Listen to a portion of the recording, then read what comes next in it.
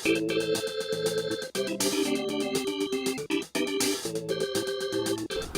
the K&B Cooperative, it's the adventures of Karl and Bernie. This douchebag. What was I saying? You're complaining about people using umbrellas to stay dry. No, that's not what I was complaining about. Forgive me. Well, I'm Mac Welch, and I play Karl in the Karl and Bernie. I'm Mike Hull, and I play Bernie in Karl and Bernie. We're recording 3 new episodes for the Karl and Bernie, the new Karl and Bernie podcast. We were doing it as a video series for a while, and now we're going audio because it's a hell of a lot easier. What the fuck are you doing here? Al, you don't understand. Hey, douchebag, let the man speak for himself. Right, but hey, shut the fuck up, you. Keep it down out there. Thank you. Can you please state your name and what it is that you do for your career? Jason Bailey, Bailey, and I'm the writer-director of The Adventures of Karl and Bernie. Today we're here recording the first 3 episodes of the second season of Karl and Bernie, but it's the first season that's been done as an audio-only podcast. It was becoming really prohibitively difficult to make the films, to make the webisodes.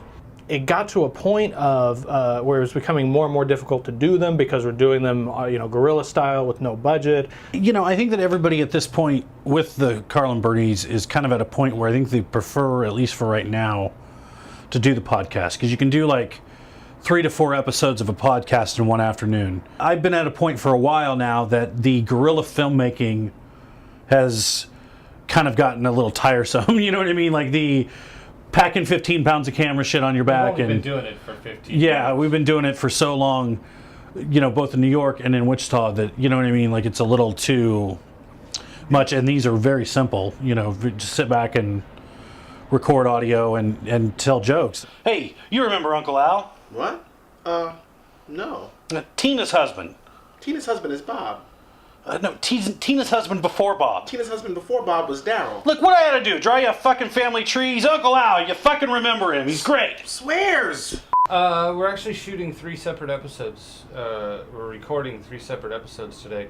How Karl and Bernie met, which is actually, kind of we had planned to shoot that one next. So that's the first one that we're recording as a podcast. And then the second one is Karl and Bernie Rent a Hobo, and then the third one is Karl and Bernie Quit Smoking. The concept of the first one is actually to do a flashback episode where we find out how Karl and Bernie first met. When the video series started, it started with them already firmly entrenched in their relationship, and they're already friends. So I was kind of curious I thought it'd be fun to figure out how they met. The second episode is called Karl and Bernie Rent a Hobo. And it is the primary story of that one is that Karl has a cousin who he hates, who is screwing up his specifically his love life, but his life in general. Karl's got his cousin Tyrone living with him, and Tyrone's a real square and is cramping his style, and Karl's girlfriend Denise doesn't really like Tyrone, and so Karl decides to rent a hobo, a homeless man, in order to scare off Ty out of the house. Hey, Uncle Al's family, and he's, falling on hard times, so he's going to be staying with us for a while. Where? I'm using the couch. Oh, I'll bunk on the floor. Just right over here by you. I'll be fine.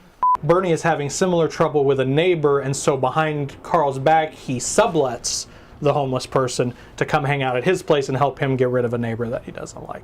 You smell like hot garbage. Number one, I'll have you know this is my Uncle Al, who will be living with me as he battles several debilitating mental issues. Oh, yeah. Just stop listening. All right, then listen to this. It's inside my apartment and I can do what I want. You don't like it? Move. Whore up! The whore and you fucking whore, rat! Well played, Al. For some reason, there's a stretch of hobos happening in these podcasts. In the words of my Uncle Al, whore, bitch, whore. Stay inside your bitch box till Tuesday! Tuesday! So now what, Tammany Hole? This is a real example of where the actor comes into play. I mean, it was, words on a script, but Ernie really brought the character. Action. From the K&B Cooperative, it's the adventures of Karl and Bernie. The third podcast, which is Karl and Bernie and Quit Smoking, begins with a long dialogue where Karl is complaining to Bernie about people and how people in New York act with their umbrellas. And you know who the worst people are? The worst ones? I can't imagine. The fuckers with the giant cocoon goddamn umbrellas taking up half the sidewalk. Oh, these jerk asses should all get cancer in the eye. It's kind of a harsh sentence, don't you think? Hey, it's a city of 8 million with an M people. And then the Quit Smoking is... Basically a bunch of people are trying to bum smoke off of Karl, and he ends up beating the hell out of one of them, and so we have to have an intervention to calm him down so he can get off the cigarettes and quit kicking people's ass. Can I borrow a cigarette? What the fuck you mean borrow? When will I ever see you again so you can repay that debt? Can I bum a cigarette? No, get the fuck out of here. Dick. Karl, Jesus, come on. Go on.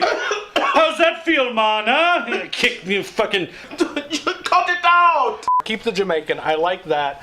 But Karl, you got to do something with that at the end.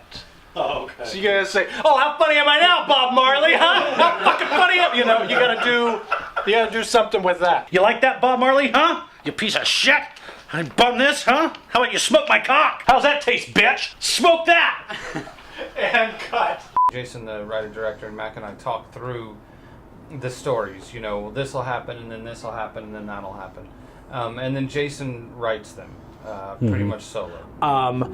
It was pretty much, I would write it, I would give it to the guys. They're both very good writers. They would make suggestions. You know, they'd give me notes. I'd work those notes in. We'd maybe come up with some new stuff in rehearsals, and then we'd pretty much shoot it. By the time Jason's written it, it's pretty much complete. Yeah, it's ready to go. We've talked through the stories, and then once he sits down and writes it out, he's really, got a kind of a stride for these characters. While I'm credited as the writer, Mac and Mike and the guest stars who come in and work with us are very involved in the words and in the dialogue and in sort of even back to the construction of it. This is not a shoot. It's a session. It's a recording session. It's something. We all understood. If you treat it as such, it's fine. That's what I called it. I know, but that's not what it is. We're like, there's we got to learn all the new jargon. Well, it's not like you were like, come to the Karl and Bernie hoedown. There's no character that they can create that's going to come off as natural as themselves. There's no character I can write who's as interesting as Mac is or as interesting as Mike is. So if we can sort of tie that in to what's on the page, then I think it's all for the better for the piece. If we do have an opportunity to start shooting again in the future, we'll have all of these scripts, that are ready to be edited to a video shoot, and then actually be able to go out and shoot them. I always create an environment, whether it's on the set or in the studio, where there's, a free flow of ideas, where everybody's enjoying themselves and really feels like they're a part of the process. And I feel like that as long as they don't leave having had a bad time, then that's about the best that I can offer them, is that, I'm going to give them a script that they'll like, and they'll have a good time doing it, and that the end product will be something that they can be proud of. And I so far think we've done a pretty good job of that, and I hope we can continue to do so.